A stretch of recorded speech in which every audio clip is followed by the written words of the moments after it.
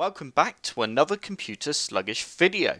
Have you subscribed to our YouTube channel yet? If not, be sure to click on the big red subscribe button and click on the bell to get notified when we upload a new video. In today's video, I will be showing you how to change the compatibility of a program in Windows 10. If you're struggling to get a program to run that was originally designed for an older version of Windows, then doing this may help get that program to run again. All you need to do is find the program that you want to change the compatibility of and then right click on the shortcut. You then need to click on Properties. As you can see, I'm using Firefox as the example here. You then need to go across to Compatibility. And then under compatibility mode, you need to click on run this program in compatibility mode.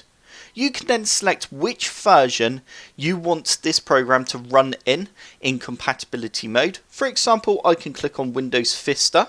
So if Firefox was originally designed for Windows Vista, then by selecting this option may help get the program to run again. And that is basically it. All you need to do is just select which version of Windows you want to run compatibility mode in and then press apply and OK. I hope this tutorial has helped. If it has, hit the like button below and subscribe for more computer sluggish tutorials.